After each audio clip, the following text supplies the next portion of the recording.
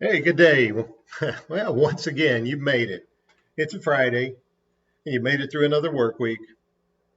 I hope there's a great Saturday and Sunday ahead of you. But for a moment, come on in. Share my little world with me for a moment. Let's just put it out there. I'm tired of the way things are. I'm frustrated with it. I guess we all are. It can be pretty challenging when you think about the way things are today, when we deal with the pandemic, particularly. And you know how it's changed so many things around us and the way we conduct so much of our lives and the attitudes that we have even as we conduct them. And I guess part of the frustration is we just don't quite know what to do. We need a little wisdom. We need a little advice. Sometimes it just doesn't seem very available. But let me remind you of something today.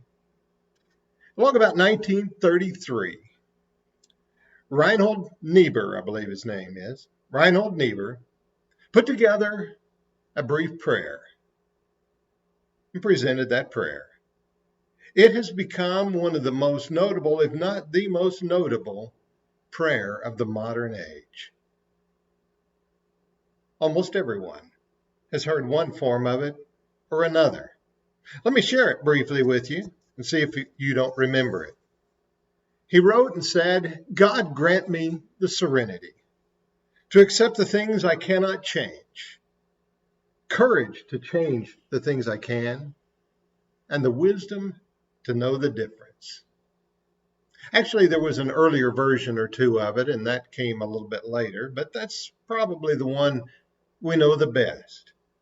It's been proliferated through so many of the 12-step programs of recovery that used in a very beneficial way in those, especially noted to the AA or the Alcoholics Anonymous group. But think about it as it reflects in your life. I guess it's caught on with a lot of people in particular because it has been changed, adapted, and used, and I think we need to use it again. Here's a different version with a certain amount of addition to it and see if it doesn't affect you in a certain way. It's this way. God, give me grace to accept with serenity the things that cannot be changed, courage to change the things which should be changed, and the wisdom to distinguish the one from the other. Living one day at a time, enjoying one moment at a time, accepting hardship as a pathway to peace, taking, as Jesus did, this sinful world as it is, not as I would have it, trusting that you will make all things right if I surrender to your will, so that I may be reasonably happy in this life and supremely happy with you forever in the next. Powerful thoughts, aren't they? Pretty good thoughts, too, overall, if you put them in the right way. And maybe something that can help us in some of the challenging days we're dealing with today. These may not by any means be some of the worst of times for mankind, but they certainly are challenging. And while we're trying to figure out why we can't get a change and why we don't seem to be effective, we need to think about whose hand it's all in. And then when we look at ourselves, figure out what we can do and do what we can.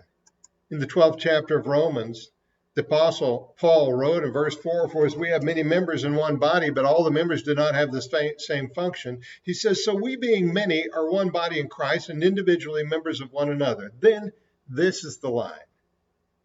Having then gifts differing according to the grace that is given to us, let us use them. In other words, look and see what you have available to you to use and use it. Rather than sitting around and worried about what you cannot do, think about what you can do. And isn't that the heart of Reinhold Niebuhr's prayer? Help us to know the difference. Help us to have the courage. And within it all, let us live at peace as best we can. So on this Friday, I want you to have courage to do the things you can acceptance of the things maybe you can't, and peace overall, especially as you trust the one who stands above it all. Hey, it's a great Friday. I think it's promising to be a really good weekend. We'll look forward to the days ahead and see what we can do there. And we'll be talking some more down the way.